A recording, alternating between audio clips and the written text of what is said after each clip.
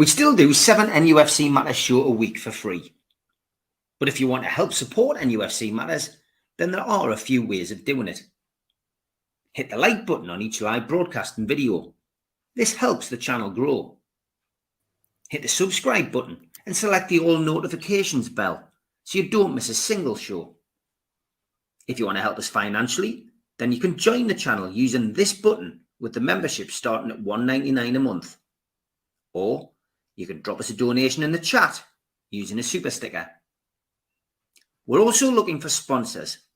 If you'd like your brand advertised on the flyers for the show and featured during the ad break, then email John at nufcmatters.com to arrange today.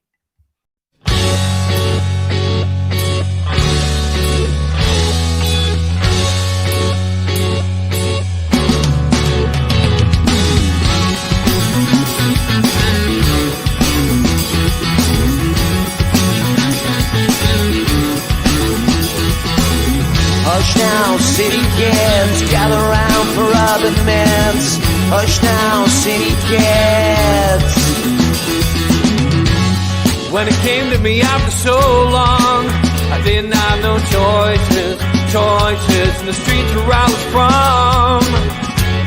When I think about the pain, I didn't have no choices. I took what I had sworn. Hush now, city kids, gather round for urban myths. Hush now, city kids. Good evening, welcome to Geordies here, Geordies there on NUFC Matters. A panel of Geordies here and Geordies there. Joins us as always, Steve Hasty, Steve Wilkinson, Stu Penman, Ward George, Kevin the resident coach, and Al Walid all the way across in Saudi Arabia. Good evening, lads. Good evening. Good to see you. And then I had to put the world right about Newcastle United. I can see plenty of topics of conversation coming in, but I decided to start with this one. These three, Joe Linton, Bruno and Tonali. We've seen the backwards and forwards between Bruno and a certain Twitter account this week. I don't want to concentrate on that. I just want to ask Steve, do you think moving forward, we're going to stick with these three playing together in midfield? I made a point over the weekend and on the shows at the start of this week that potentially that's the reason that, we might find that certain things might not be the same as last season. Almiron might not be in the same kind of, areas or getting the same kind of service or scoring the same amount of goals because the formation slightly changed. Bruno might not be the same, because he's got to alternate. He's got to change things slightly to play alongside Tonali. Joe Linton might not be in the same kind of areas as he was because they've only played a couple of games together. Yes, they've played pre-season, but everyone had a go. Everyone played. Anderson played. We had to give everyone a chance. So is Eddie Howe going to stick with them three, do you think, for the duration? Or for, at least for this early part of the season to see how they play well together? Because before a ball was kicked, before we played Aston Villa, and after we played Aston Villa, when we're sitting at the top of the league, everyone's going, we're going to win the league. It's going to be this, it's going to be that. But I think, because we've lost against Man City, the treble winners, now you've got, after the Lord Mayor's show, oh, God, that Stockholm syndrome's kicked in. What's Eddie going to do, Steve, do you think? Well, the good thing is that he's got the ability to be flexible, hasn't he? That's the important thing. And let's face it, during a season, there are going to be opportunities, and possibly even on Sunday. Joe Linton went off injured on Saturday night. So there's your first conundrum. Will he be fit? Will that make for a different formation? Obviously, would make for a different partnership. Would he bring Anderson in? What would he do? Would he bring Longstaff straight back in? These are options that he's got. I think what we've got to be prepared for is that, in every game, Eddie might not go out in a standard 4-3-3. He might opt to go for a 4 in midfield and 2 up front. He might go for a 4-1. Got that ability now. So he can play that on the photograph you had. Steve, I'm going to stop you there. Your internet's kicking out, mate. So I'll let you sort that out. Now I'll come back to you, mate. Steve Wilkinson, same question to you. Yeah, well, I think the one, we know that 3 combination worked against Villa without having had any form. Haven't played together in any of the pre-season games, and it worked fantastically well. I think one of the problems last season, even though it wasn't a problem because we finished 4th, was there were certain predictable ways of playing, and we almost knew the team, and therefore everybody else knew the team. You know, we've talked about on the other shows about Miggy, that way of Miggy and Longstaff and Joe Linton combining. People were starting to work that out, the opposition. And I think the thing now we've got so many variations that we haven't got a clue what they are, other than we know there's a lot of them. And I'm talking not just in the midfield, up front. We know we could be playing, various combinations. And as we did in the first game, we swapped 3 forwards against a different 3 forwards, and he might rotate them. And now that we've got 2 new fullbacks in, that might also go on at the back. And I think that's a good thing once they can get more practice at doing it. And I think that'll happen as the season goes on. Obviously, we need to find a steady setup as soon as possible. I think what will happen is he'll start with those 3, because we know it did work against Villa, and you'll look for a rotation coming in the second half. And I think one word we've got to lose from our vocabulary this season is the word dropped, because I don't think anybody that's left out should feel as though they're dropped. It's just that he's trying something different. And I think there might be times when Bruno's on the bench. You didn't always see Kevin De Bruyne starting for Man City, but he came off the bench. And what better to see Bruno coming on after 60 minutes and making what will probably, if you were playing Tonali, Joe Linton and Anderson, who certainly deserves to get a chance. If that was a starting 3, and then you change one of them and bring Bruno on after 60 minutes, that'll be fantastic. Yeah, Steve, you got cut off in your prime, mate. We didn't really get most of it. It was a bit dodgy to start with. So just same question, mate. You know what I was asking. Yep, thanks to Virgin Media. I think I might have to change this. I think we're all on the same boat, because George got off to a bad start as well. We'll come to George later, but he was delayed before. So go on. As I was saying, I'm just glad that the photograph had Bruno in the middle, because that's his best place, perfectly honest. But yeah, there's no reason why the 3 of them can't play together. I think there's always an opportunity as well for Joe Linton to push out wide on the left. That means there's an opportunity to play 4 in midfield at times, if it suits Eddie. Whether that means he plays 1 striker and 1 behind. There's no reason why he couldn't play Wilson with Isak playing off him. It also, as you say, as Steve said quite rightly, with an injuries or with enforced changes, you could have Elliot Anderson coming in. You've got Longstaff that's there, and we're not going to be playing the entire season with those 3 in the middle. And Sunday might be a perfect example, because Joe Linton went off injured on Saturday night anyway. So yes, they can play it together.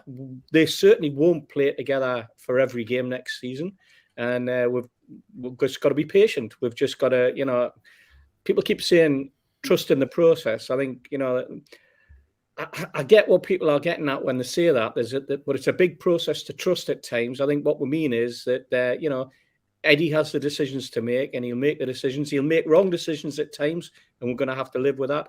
And he'll make good decisions, and he'll get all the plaudits. But no reason why they can't play together, Steve. Alwaleed, were you surprised when we played Aston Villa to see those 3 start, or did you think maybe Elliot Anderson would have got a chance, or do you think Sean Longstaff would have played? Do you think Eddie Howe is going to stick with those 3 players as the midfield 3? Well, there is many aspects of this, but I believe Guardiola make a great summary. He said we make it closed game. We didn't open our area for them. We make it very tight, or they will destroy us. Newcastle. He was really true about this. As Mr. Steve Wilkinson says, they expect what Eddie Howe plan is, which is true. No surprises for Guardiola. I believe if you have the best players, it doesn't matter if your enemy expect your lineup, but we don't have the best players. So Eddie Howe he have big respect of his players, so he play the same with the same play of Aston Villa. I believe it should be Manchester City is an exception. Manchester City play with best team in the world. Eddie Howe should do better. He should make some kind of trick or some different plan to face the best team in the world. Those three, Tonali, Joelinton, Bruno, they got. I feel sorry for them because they had to defense. They had to help in the attacking. They couldn't do that. They should, especially against City, they should have Anderson instead of Almiron. You don't need to have Almiron and Gordon as a wingers. You should have more in the middles because you have 5 from the City: Kovacic, Alvarez, Rodri, Grealish, Foden. Those 5 beat our 3. Almiron and Gordon actually they defense very well. They help in the defense really, but the 3 you put them in the picture. They didn't give the right help in attacking to Almiron and Gordon because this is how much City are very strong. So I believe this is just an exception. City should play against them differently, but I believe they can win over. Same plan will work better against Liverpool. Yeah, okay. This all stems really just from my views on the game, Stu, over the weekend, and credit to Phil Foden, credit to Man City having to change the formation, to nullify Newcastle. Somebody said that in the chat tonight, but that 3 I think can play together, but it's going to take time. What do you think? I think it's definitely the favoured 3, and I'm of the opinion that they will only get better as the season goes on. Good players can play together. Excellent players definitely can play together. Although there is an exception because people can talk about Scholes, Lampard and Gerrard for England. But to me, I think that was more egos and who wants to be number 1 than willingness to play together for the strength of the team. But unlike England, when Eddie Howe is interested in a player, chase a player, scout a player or whatever, or even when he picks him in the team, he doesn't pick or want people who doesn't fit his style of play. If you look at the amount of people that we were linked to, I think it was over 200, wasn't it? And he settled for 4, and each one of them have been scouted, background checked, and everything to make sure they fit into not just this team, but the squad, the dressing room, the training pitch, and everything. So it's a long season, and there will be times when the 3 of them will be dropped, or injured, or rested, or rotated. But when push comes to shove and there's a big game and everyone's fit, those 3 will be the starting 3. Otherwise, they wouldn't have went and got Tonali, would they? But the advantage we've got last year is when one of them was missing. I know, but when I say one of them, let's use Bruno as an example if we're allowed to talk about Bruno. When he was missing last year, we struggled. But with any of those 3 not in the position now, we've got strength and depth now. We've got first team starters like Anderson, who's got a huge future ahead of him. I think everyone agrees with that. He could be a massive player in the seasons to come for us. But Willock and Longstaff were both regular starters last season, and we finished 4th. So if that's who we've got to come off the bench when one of those favoured 3 or preferred 3 are rested or injured or has just been rotated, whatever way you dress it up, we'll be stronger than we were last year. And if you want to do stupid stats, last year we scored 4 at home at Villa. This time we scored 5. Last year we conceded 2 against Man City. This year only 1. So we're better off in both games. So that means we should finish better off where we did at the end of the season. We all have our own thoughts, though, Stephen. Isn't it? It's like who should play, if Joelinton's injured, should it be Anderson that comes in? Should Longstaff go in? And but this is what Eddie Howe gets paid the big bucks for, and far more often than not, you'll get the decision right, and that's what we should be doing. We need to get behind them, and I think it was mentioned that message that we shouldn't mention, but. It's easy to support someone when they're doing well. It's when they need the help. It's just like friendship, isn't it? Everyone can be your friend. Like Gascoigne was the best example. Everyone can be your friend when you're on top of the world, but when things are against you, a lot of people desert them. And we, as Newcastle fans, are known for our loyalty. And I think if our favoured 3 are Joelinton, who is like Robocop, he is a midfield enforcer, but he's not just that. I don't want to pigeonhole him into that. Because he's got the ability to break down that wing. He's got a great touch when he's breaking into the box. We all know Bruno's qualities over the last 18 months, and Tonali's looked exceptional. And all the videos that they've scouted him on and everything that we've seen him in, he's bedding himself in, and he will have a fantastic season. I'm certain of it. So I absolutely agree. Those three will be the mainstay of our midfield, and they'll get used to each other. And it's the same as everything else. You go to a new place of work, you start working, you know, you get to know people's habits, and you bounce off people better the more you get to know them. And that's what these will do. And you can see already, even on the flight to the States, Bruno sat with Tonali, didn't he? So they're already forming friendships. And if anyone has time to check the first goal against Aston Villa, who did Tonali look for as soon as he scored? It was his mate Bruno. Straight away, you know, he had Gordon jumping on, but he looked around and then you could see the excitement in his face, and he said, yes, you know, and how Bruno was happy when it happened. So these friendships will only get stronger, the relationships will get stronger, the footballing know-how and awareness of each other's positional sense and everything else. They're exceptional players, so I've got no doubt that these will be our favourite three, and just watch us go this season. I really think we'll have the best season we've had in my lifetime. Okay, George, what's your thoughts on these three? Are they going to be the mainstay of the midfield? Yes, I think there will be. Not play every game, I don't think, but there will be. The big change for me is, though, that we've got options this time.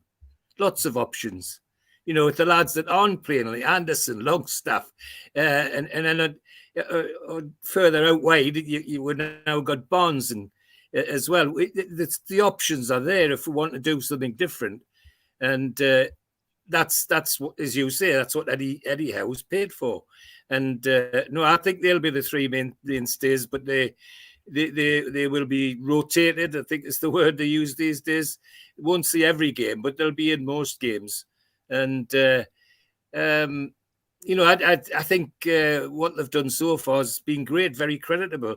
I'd like to see more of Tonali.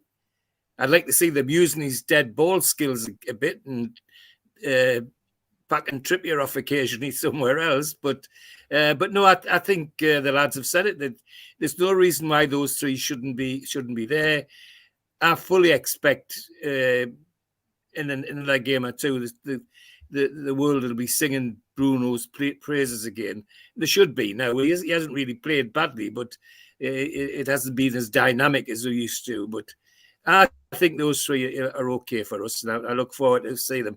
And I think Stu's right. Looking forward to the best season we've ever had. See, you know, Steve, I don't subscribe to this thing that we got beat by the world champions. Sorry, we want to beat the world champions because we want to be world champions. That's what we're after. But those three will be the three that the whole system is set up about. Yeah. Okay, Kev, your views? Yes. In the 4-3-3, we would have to be a double pivot because, in my opinion, Bruno and Tonali are very, very similar in terms of how they play. They want to control the game and dictate the game as how it flows, is a coaching phrase, the flow of the game, the tempo of the game. For me, and I've wrote it down here, this is a little front six, if you will. I would go, if you're going to play both of them together or all three, you could go, well, I would go to a 4-2-3-1, and you can have them both sitting. And then you can play in between lines of their midfield or whatever that looks like. And then you could play a combination of Barnes wide right for me, Gordon in behind as a 10, Joe Linton or Anderson on the left side, and Isak up front. And then that's a positive front six. But with the two, as in a 4-3-3, sitting like we did against Man City, and give them a lot of space so they can play between the lines. And like I said on Monday, I thought, yes, Foden was fabulous and lovely to watch as a player, but Rodri controlled the whole thing and from his movement, and we couldn't get pressure based off of that from an intensity base. But it depends on what Eddie decides to play per game. It's horses for courses, like we said. If he wants to play 4-2-3-1, yeah, I think they could play together. But in a 4-3-3, I don't think so, because they'll both drop in too deep and they'll leave massive spaces in between. And I think we'll get exposed, and that exposure, yes, it's against Man City, but any Premier League side will expose you in certain areas and certain parts of the game. But yeah, if he does still play 4-3-3, they've got to be disciplined to do so. One's got to go, one sits, or one goes and be an 8 with Joe Linton or whoever plays along in that 3. There's got to be somebody sitting in front, and that didn't really occur because they were too high. They didn't know everybody decided to press with the head versus the heart. What is it? I coin a phrase. You all go together, or you don't, or you sit. But yeah, Man City kind of done us over in a sense that they were so fluid within their midfield rotation of a 5 or whatever that looked like, 5 or even a 6 at times. So with the two centre halves and wing backs high and flying with Walker and whoever the left full back was, and Diaz, I think it was, and then you've got the other centre half with Rodri sitting as a 2, and then Foden can go beyond the line of our midfield to play in that space. That's why, yes, they look that great, but we made them look that great based on how they measured up against our midfield potential 3 or 4 or 5, whatever it was. So yeah, I think that they could play together. Again, it's just nailing a position, nailing a shape in a system that fits all. And I don't think Eddie Howe quite knows that yet. And I think that's the work in progress bit. That's what he has to figure out. And I think he has to figure out pretty quickly. Okay, Kevin, as you always you seem to always end up last man in on you. I'm always rushing around to get in. I'm gonna give you this one first. Steve Middlemas asks, and a couple of other people have asked as well. Lewis Hall come in. He's on loan from Chelsea. Would you play Hall against Salah on Sunday? Would you give him a start? Would you put him straight into the mix because he is ready to play? Not really. He has not under the Eddie Howe way of playing. He's played for Chelsea. The last game, from what I've heard from snippets from the club, that his last game was here. Maybe against Newcastle United in Atlanta. That's probably his last actual game, or Villa, whoever it was in the summer series. So I probably would stick with what he went with against Man City. Probably put him on the bench. It all depends on potential Joe Linton injury. Depending on that, is there space for him available? But I would give him a bit longer around the group to get like Livramento came on for a little cameo. He was within the club for a few days. Similarly, he's only had one training session a day. But again, hey, look, Eddie gets paid the big bucks to make these decisions. Does he stick him on the bench or does he throw him in? But I think from what I've seen, he's a better defender than in Target and Dan Burn collectively, even though he's only 19. Well, about to be 19. He's pretty much 19. So again, I wouldn't just on that scale. Liverpool at home, but hey, if you're old enough, you're good enough, right? But I wouldn't essentially. I would just keep it as is, and then if it goes belly up, essentially, then you could bring him on or whatever. But I would put him on the bench. Yeah. Okay. I mean, look, we've got Livramento as well. There's so many different options. But I would personally agree with you. I think if Joe Linton's injured, the only decision he's got to make is Anderson or Longstaff. I think he'll go with Gordon again on the left. He'll keep Barnes on the bench, and I think he'll stick with Isaac up top. But we'll wait and see. George, what's your thoughts? Lewis Hall, would you stick him straight in, or do you think Eddie's going to keep a hold of him a bit like Livramento and bed him in? No, I think he'll ease him in. I don't think he'll put him straight in. As Kevin rightly says, he's there, but he's not had the full rundown, as it were, with Eddie Howe. So no, he could well be in the squad, but I don't think there's any chance of him starting. Not in my view, anyway. I'm pleased with Gorham. I loved his statement. He'll endear himself to his fans with that one. Lovely signing, great signing, but too soon, I think, for Sunday. Okay, Stu? I definitely wouldn't start him. I don't want to keep using the phrase Eddie Howe fit, because that's not fair in the rest of the backroom staff who put a lot of effort into making sure, you know, they all have defensive coaches and attacking or offensive coaches, etc. So the lads 18, he has to get into the group in for it, and it is a big game. Whichever way we dress it up, whichever league we're in, whatever position we're in, Liverpool at home is always a big game for Newcastle United.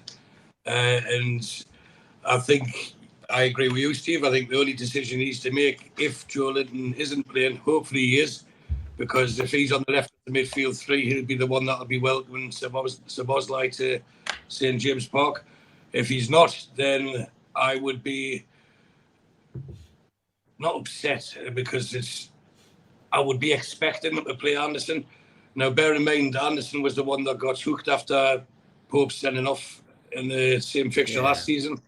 So I know you can't have sentiment and stuff like that, but at the same time, the lad's done as good as anyone in pre-season, and the minutes he's had on the pitch so far, for me, shows he's Premier League ready, and he's fit as a lot, isn't he?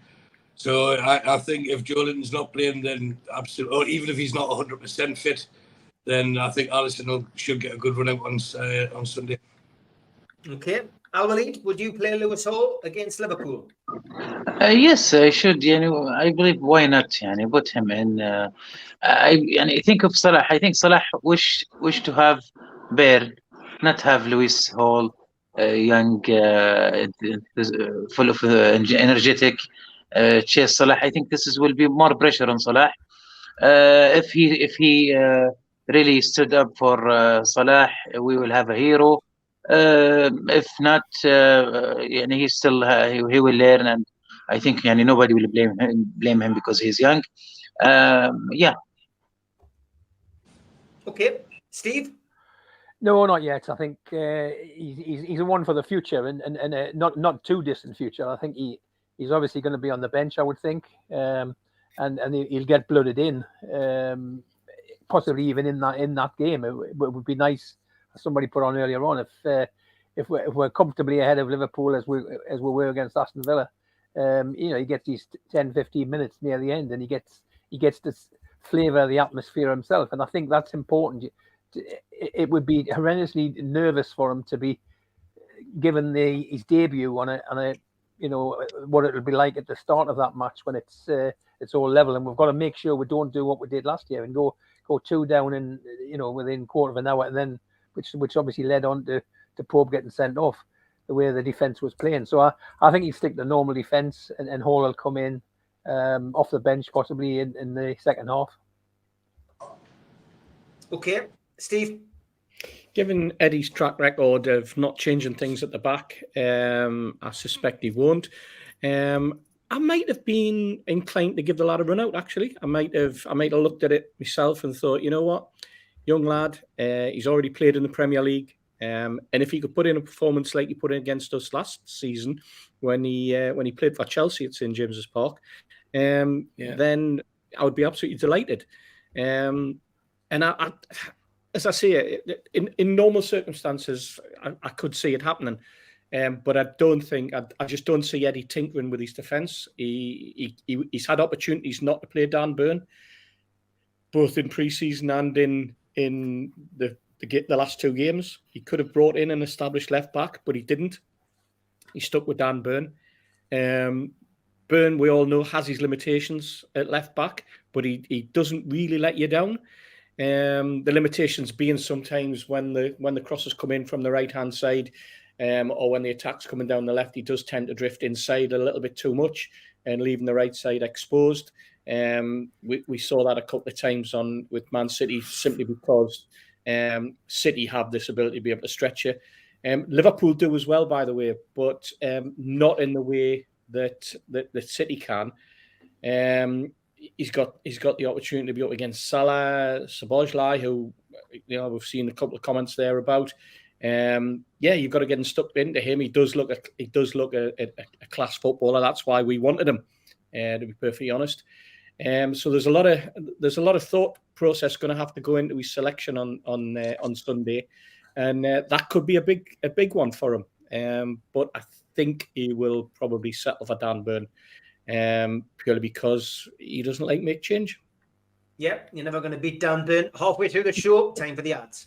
A big thanks to all our sponsors, Skips and Bins. You can find them at skipsandbins.com or telephone 0800 25 45 25 3. Email inquiries at skipsandbins.com. Website skipsandbins.com. Easy contract free and pay-as-you-go waste collection. Big thanks to Mr. Vicky's sauces handmade in Cumbria. You can order them from their website, mrvickys.co.uk, or by telephoning 01768 210 102. A big thanks also to New Workwear. You can find them at newworkwear.com. They're an agile and dedicated workwear provider. Welcome back as well to United Travel. They are a UK coaches firm and they are based in the Northeast. They've got 2024 tours and you can contact them on 01670 632 460 or mobile 0791 666 4174. Email info@unitedgrouptravel.com, and they've got a website which is unitedgrouptravel.com. There's no strangers on their tours, just people you haven't met yet. Big thanks to them for their sponsorship. Big thanks as well to Media Arts, and they supply all the video technology. If you want to become a member and get a cup, a pen, a membership card, and a scarf, then get your smartphone and put it over this QR code. It will take you straight to the membership pack. It's a £25 one-off fee. You can also go to NUFC Matters website and search membership pack to book today. If you want to help the channel, then subscribe to it by hitting the subscribe button. Hit the thumb up under the video to like the video and click share to share to your other social media.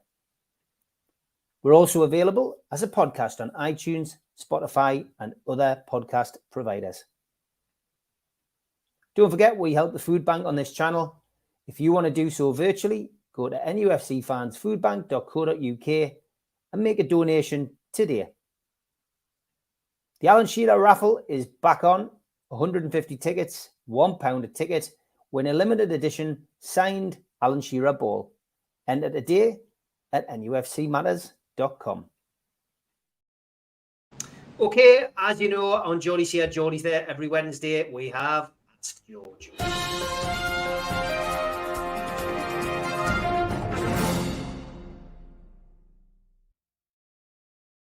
Okay, a couple of questions for George here. Gary Milliken says, question for George, is there any stadium he hasn't visited that he would like to? In the UK or anywhere? Any stadium, George. I would imagine it's worldwide, even on the moon where India have just landed. Yeah, well, there are one or two in Germany I would like to go to because there's some nice stadiums there which are, how can I say, fan orientated, in my opinion, in a better way than ours are. And if you want to take it outside of Europe, I'd love to go to one of the big ones in South America, the Maracana and places like that. But yeah, there are places I'd love to go. The interesting thing about that question is that I went with our Neil when our Neil was just a teenager to the big festival in Barcelona, and I couldn't believe I could sit in a seat and the ice cream man could pass in front of us without pushing us over in a stadium. It's taken us 50 bloody years to get anywhere near that. And I still sit in the seat with the concrete crack from the drips above. Something not right. There's something not right about having an ice cream at the football. Like that's, yeah, but anyway, I get where you're coming from. Yeah, well, all that's Spain, you know, that's Spain. Well, I know. Steve Bennett says, ask George, what is the biggest impact he's seen from a substitute? Wow. At Newcastle or anywhere? Well, he doesn't specify, so I guess it's anywhere. Oh, it's got to be, I'm trying to think who it was. There was in an international match, somebody come off the bench, and if he didn't score a hat-trick, he scored two. He just turned the match upside down. Struggling hard to think who it was.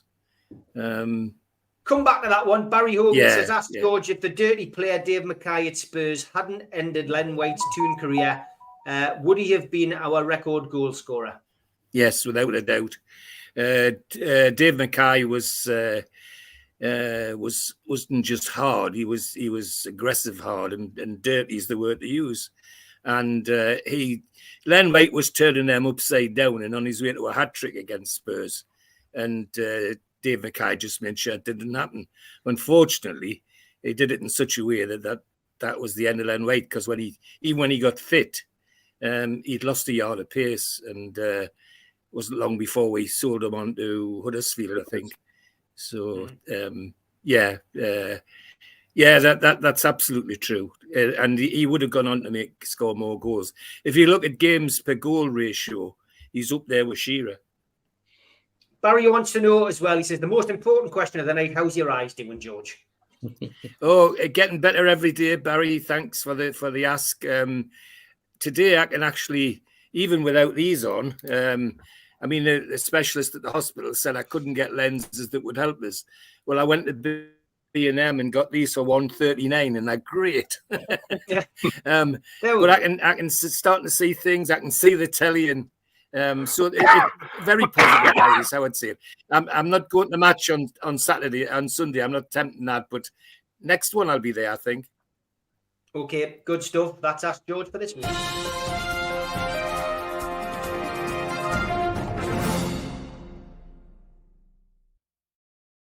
Spenny did come in with a late one. Ask George, do you put fresh cream on your scones first or jam? Oh, I'm a fresh cream man myself, and then the jam. Right. Some people with these questions. Spenny. George, you're delayed slightly, so I'm going to kick you out and bring you back in, George, because I don't want you being delayed. So here we go. All right, come back in yourself. There we go. Steve, he hasn't been dropped. He hasn't been dropped. He's been rotated. Definitely rotated the way it works. Terry Armstrong asked a question earlier about tickets. I'm not getting into tickets on tonight's show because it just dominates the show, and I'm sick of tickets. Personally, I'm sick of the whole thing. The club is making an absolute arse of things behind the scenes, and I'm not getting into it tonight. Terry Armstrong says, should we be looking to bring a quality manager in to the reserves to get the best from them? They got thumped again at the weekend, 4-1. He said, is Ben Dawson good enough? I think this is a good one because we don't often talk about what's happening at the lower levels. Steve, we're investing a hell of a lot into youth. We've got a team behind the scenes who are headhunting, is the best way to describe it, the youngsters. I'm gutted they've lost Ollie Harrison, by the way, because that kid's talented. I know his dad very well. I've watched Ollie come through the ranks. I'm gutted that Ollie's left. I'm gutted Bobby Clark left as well, although that was prior to the Ashley era leaving. But should we have somebody better? I mean, Christ, we've had some cracking players through the years, and I know a lot of them want to get involved at Newcastle United, and yet we've given that job to Ben Dawson. We've got an ex-Mackham at the club as well who's involved. Who, when you think of the likes of Nobby Solano and Nikos Dabazaz and players of that ilk who played for the Black and Whites, who would be itching at the chance to get involved behind the scenes. Steve Watson, Steve Howie, all got coaching badges. These people, they're all desperate to come to the club. Yet we've given it to Ben Dawson. No offense to Ben. Sorry, Steve, George. I'm just asking Steve. I'll come to you, George. Man, go on, Steve. I think you're no. Yeah, I know. Yeah, there is quality there in terms of players, but I do think the under-21s and the under-18s to a certain extent, more so the 21s, is a difficult team to coach simply because you've got players that are in and out. You've got players, you think you've got a squad, and then players go out on loan. And I think that doesn't help the situation. But you're right, when you've got people with the caliber of Nobby Solano, an international manager, Nikos Dabisas, all the coaching badges in the world, established coaches as well. Then you've got to question why the club doesn't look to them. We know that they've been up and they've been they've inquired and this type of thing, but I don't want to dwell on Ben as his ability as a coach or his ability as a person, because I don't know him and I don't go to the under-21s. I do know people who go to the under-18s. I occasionally go along with Sonny and Jed to watch under-18 games. I find that in the past, some of the games that I've watched, it's almost going through the motions at times. Some of there is a kind of over elaboration brought on. There doesn't seem to be any style. There doesn't seem any cohesion at times. Is that down to the players themselves? Is that down to the quality of the players? Is it down to the coaching? Is it down to the fact that they're treating it basically as just another coaching day, just another game? There used to be an edge of competitiveness in under 18s and under 21s. I don't think that exists now, and certainly not in the manner that it did in the past. So I think there's an awful lot of things to answer in that respect. But yes, we're hoping to improve. We're hoping to improve the quality of the player. But will that quality of player break through the under 21 level? Only time will tell. I suspect it might not. I have this strange feeling, because when we do bring players in, we then immediately send them out on loan. We're not sticking with them. We're not trying to develop them ourselves. It's a shame that Kev's at the end, because Kev, I'm sure, has an opinion, and I'm looking forward to hearing it. My opinion is based on just the occasional times that I've seen, and probably a little bit of ageism that comes into to that aspect of what my expectations are. But I think in reality, we've never had anything decent at that level since Keegan got rid of the reserves and that type of thing. League team, yeah. Really, so. Yeah, no, yeah, I think you're right. Go on, George, have you got an important point to make? It's just because your reception is so bad tonight. That's why I have to keep stopping. Okay, Steve, go on. No, it's all right. Yeah, well, I think it goes back to the days when the reservists was a combination of young players and players who weren't getting a game for the first team, and you got the younger players being developed by the rest of the first team squad. Now, because we have a first team squad, and is it 20 now? Is there 9 possible subs? You could bring on 5 of the 9. So you've got 20 players of the first team players who are actively involved in the first team. So they're not. You wouldn't be playing them in the next level down. So it's not like the old days. And I think you've got a question: is there more benefit in sending players out to play first team football against top opposition? We've sent that new lad that we just brought from Denmark. We've sent him straight off to Feyenoord. And is he better off playing for Feyenoord or our under 21s? I suggest the former. And I think we've got to keep an eye on how they're doing there. But I don't think there's enough quality players at that level. At this stage, it might be in the future as we bring more in. We turn into another Chelsea where we've got 45 young kids playing in the under 18s, under 21s that we ultimately sell on and make a profit from. But I think at this stage, I wouldn't be focusing on trying to improve that team.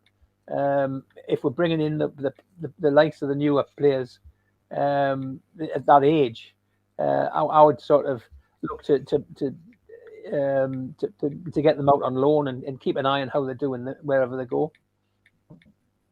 Okay, Al-Walid, the reserve team, it often gets forgotten, but ultimately it is important to bring in the youth and to bring it through, and we want to see players come through. But is it a case of having to take your time with that, or would you like to see a more professional manager in charge of the reserves? Would you like to see somebody like Nobby Solano or Kets Bayer or Nikos Dabizas come in, an ex-player, and be involved?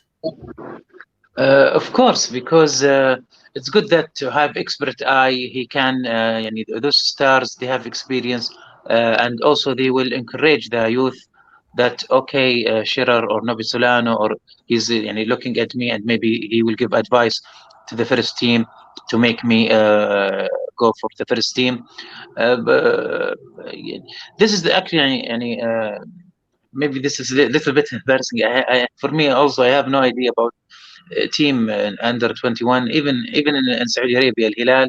I just care for the first team, but I know the main goal of those young teams is just to bring the better players to make an addition to the first team, because we know that Newcastle now in the next couple of years we still gonna be little bits behind because of the financial fair play. So it's good that some of the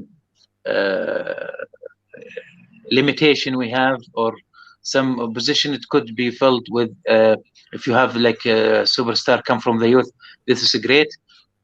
Also, I think the job the club doing great. They're bringing the Australian Kroll, the Australian, and lend him somewhere also. Minite, they lend him for Dutch league. So I think they are doing great, much better than before. Regarding Dawson, I believe you mentioned. I just hear him about this today. You know better if he's but it's good to have a team, because sometimes it's bad to give one person to give an opinion and decide players' futures. I see this before many times. Sometimes, and it's good to have many eyes on one player, because it's wrong to give a faith of young for one person only. Yeah, Jano says we don't need to recruit ex-players. We just need to bring in the very best coaches. David says that we need local feed in the European squad. Under 18s and under 21 needs better management and better coaching. George, your thoughts on who manages the reserve team, as it's called? Well, it isn't really a reserve team. And Steve hit the nail on the head. This all goes back to Kevin Keegan getting rid of the Central League team in a fitter peak, and we never recovered from that. I just look at the people that we're trying to compete with, and all of them, including Manchester City, I bet you all could name at least 3 players in their team who come through their academy. We're struggling to find 2. Anderson, Longstaff. Anderson, Longstaff. Where do we go? With Manchester City, you've got Foden, you've got this new lad Lewis, and other players. You reel off Chelsea. The lad we bought from Chelsea. Add to him Loftus-Cheek and people like that. Even they've got lots of young people coming through. We haven't had that stream of people coming through, and one of the reasons is we just haven't got the right people in the middle.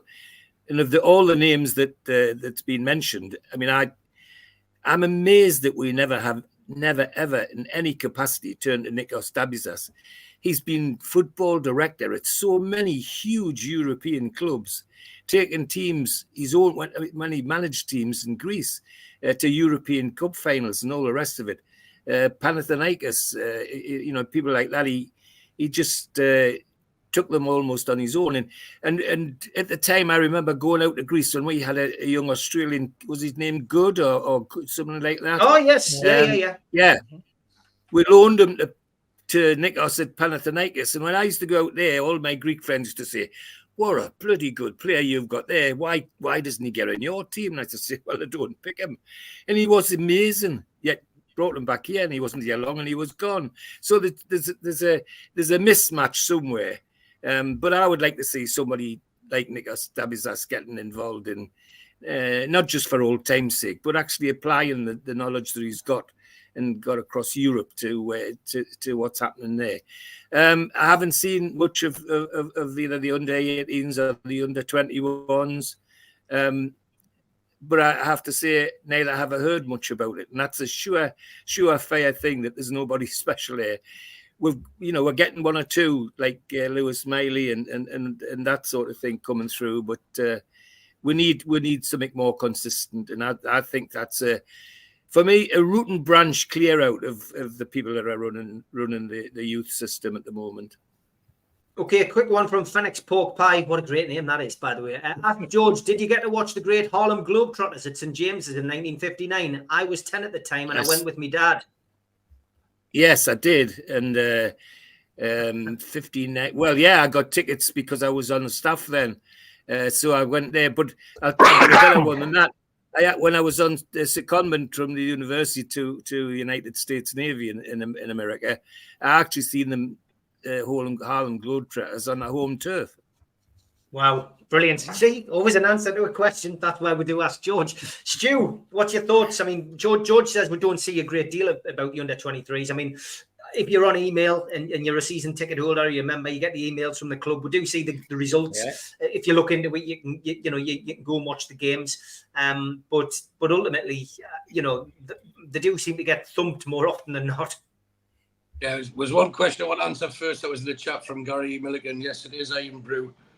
That is the 3 top row there. All had turns getting me very drunk when I was in Newcastle. And if you add the other Steve Spenny, I had a drink with him as well. And then when I got back from Newcastle, I had Mitch over here last weekend. And I'm going to Dubai tomorrow for the return leg. So I've been on all week. I love the fact you call it the return leg. Brilliant. Champions League talk, that. I'm doing that tomorrow. I'm going over. Sorry, regarding the question, it's wrong to talk about Ben Dawson saying should he have a job, shouldn't he have a job. The idea for me is the teams below, whether it be the under 21s, reserves, whichever the way they're dressed up, and all through the youth, they should all be replicating the same formation as the first team. So the progression's more natural. They're not like a fish out of water. And that's sometimes when, if you look at the nationals, you have a quality player that doesn't fit in because they don't fit the formation. The name that sprung to me there for some strange reason was Matt Letizia. He was a fantastic player, but you would never fit into someone else's formation. No. But there's one name, if we had to choose the next player, and I know I've said this previously, but none of you, he's been overlooked, and none of you have mentioned either, and I'm actually shocked, would be Nash. Lee Clark. He played really attractive football at Huddersfield. He did also at Kilmarnock and at Blackpool. And I don't think we need to question his passion or commitment for Newcastle United. And someone like him added to the backroom staff would help the youngsters, I think. Someone who could then explain what it means to play for Newcastle and have them ready for the call-up if and when they got it. I honestly think that Lee would be a great acquisition. And maybe it's worth the club looking at someone like him. But he's not working at the minute, Steve, is he? No. I think he's just going to watch Bobby play, to be honest. But it's a good shout. I mean, I know previously, he has put his hat in the ring for particular jobs, but just for whatever reason hasn't been selected. And I don't know what the wages are for those particular jobs. I heard rumours of certain wages for certain jobs at the club, and I've got to be honest, I wouldn't get out of bed for the money that was mentioned for some of those jobs.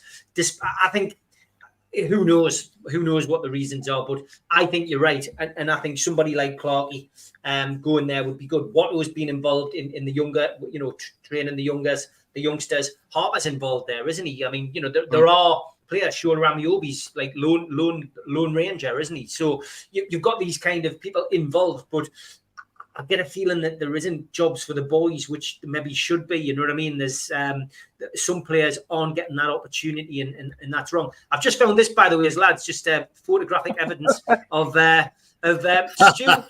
Stu and Steve and the two Steves. Sorry, outside the strawberry? Going down towards the strawberry. Yeah, on the side, from the Haymarket. Oh, right, okay. He was getting me drunk. That was what he was doing. That's right. You're keeping. That's the side of the Percy, isn't it? Yeah. Yeah. You're holding both the lads up there, Steve, I see. Yes. Well, I don't know. My face looks as though I'm in pain the way that one. Yes, the cameraman didn't get the best angles. We'd actually only had one pint by then. Steve might not have had any. It was when we got the strawberry drinking started. We were in pain, Steve, after pushing you up that hill, weren't we? Yeah, I understand that, yeah.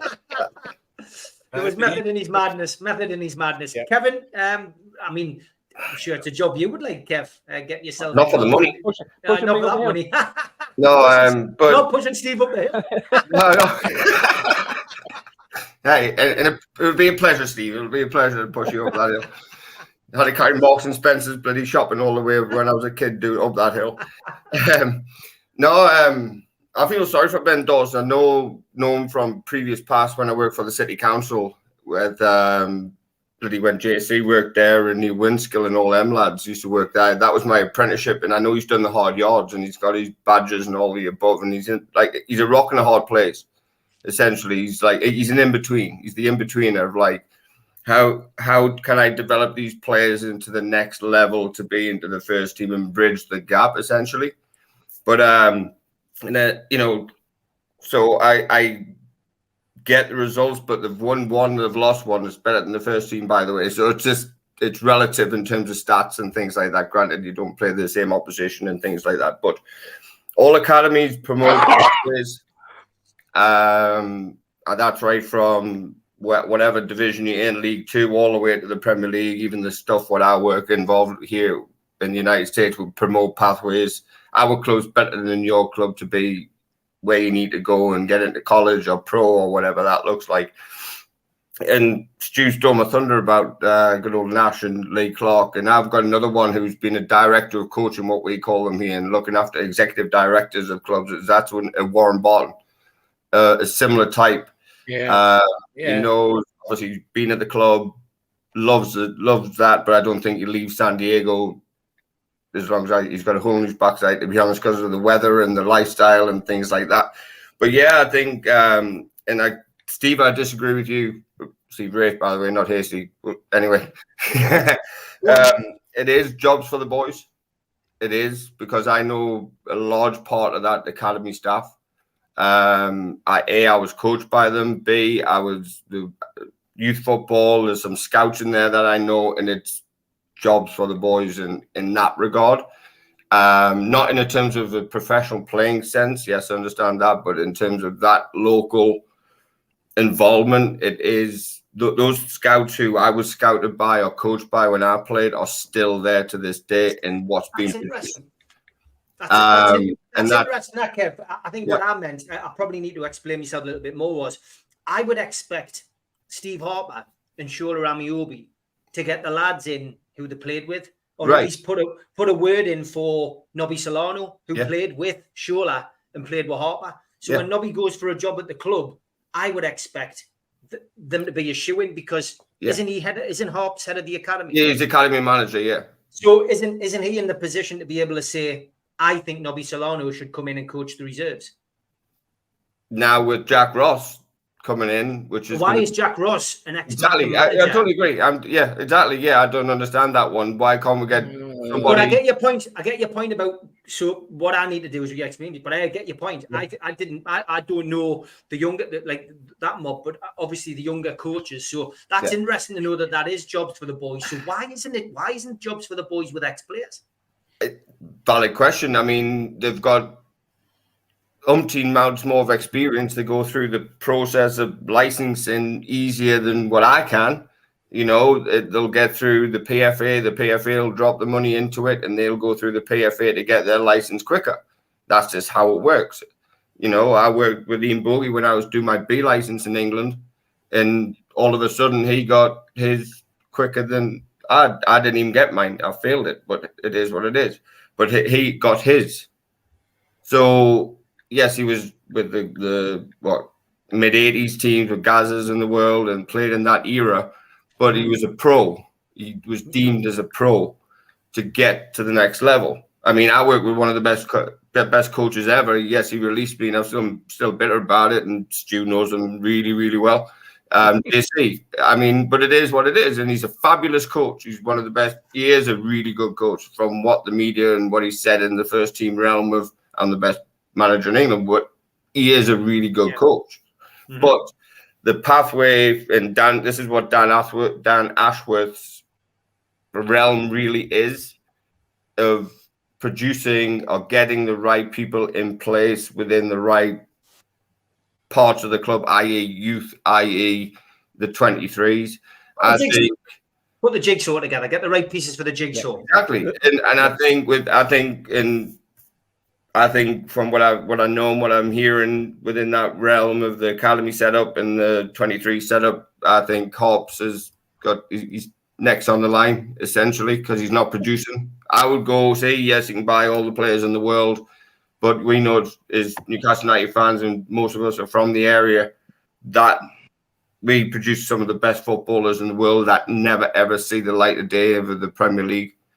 I would say Hobbs is in a safe position. He's in the dream job. I don't think Hobbs will ever be under pressure in that respect. I think you're right. I think you're right. Dan Ashworth picks the roles. Hobbs is great. He's a great lad. Got a lot of time for him. You know, got to know him very, very well over the 20 years. Are you going to produce professional footballers? Yeah, don't think that's his job. There's another element of this equation as well, and I think you skirted on it, Kevin, and that's the selection process for the players themselves. The scouts that they have out there, the local scouts who get blinkered. They get blinkered at someone at 7-year-old, 8-year-old, and those kids carry on all the way through. Those kids become the academy, and so you then have to question, why do you then have to start teaching those kids how to play football at 16 when they were supposed to be so talented that they've been involved in the club setup since the age of 6 and 7? Then they dispose of them at 16. Why? How did they get from X to Y in that time scale? And then they either get disposed of at 16 or 18. And to me, that's one of the ways that the whole process falls down the junior level, because certain people get selected because they know other certain people, because the parents know other certain people, because the club knows certain people at a certain junior team, etc. I think there's an awful lot of nepotism takes place. I've seen it happen. I'm well aware of it happening, and I also know that if you go down to the Northumberland County FA and you see how the selection process operates there, and how I would use the word corrupt, but that creates probably a bigger barrier. Let's just say that if you know somebody, you'll get in. If you know someone who knows somebody who's putting money in, then the chances are that you'll get in. It's always a surprise when 8 players get selected from one team to represent a county. And yet there are how many teams, but they get selected because that team happens to be, or that club happens to be, flavour of the month at that level. And it also happens to be that they're all also at the academy. So it's made out that they are some sort of fantastic bunch of footballers, disposing and forgetting about all the other talent that never got a look in. Exactly. That's one of the biggest problems. And that's a problem that in an area that Newcastle United will never sort out, because it's the easiest thing in the world to pick a kid at 6 or pick a kid at 7 and then just let them run through the system. That's why Wallsend Boys Club, one of the greatest clubs in the Northeast. I played for Crown Juniors, but they didn't let their boys go until like 13, 14, 15. They went put them on trial, but they always had them coming back to play for Wallsend Boys Club. We were all, like, as a Crown Junior player, we were all at pro clubs. Yeah, you know what I mean? So that point, but little quick story, I got released based off of a certain ex-manager under Kevin Keegan. His son was involved, so I got let go and he played. Now, go figure, his younger son is now under the backroom staff of Eddie Howe. Interesting. Well, there we go. It's been an interesting show tonight. Something a bit different. We managed to avoid tickets for an hour, which is even better. I'm back at 10 o'clock in the morning, a slightly earlier show because Gibbo and Supermac have got to do on tomorrow night. So we're going to do 10 o'clock in the morning. But you'll be pleased to hear that the Migos is still 5 o'clock till 7 o'clock on Friday night. But for now, it's thanks from me, thanks from Steve, Alwali, George, Stu, and Kevin. Good to see everybody.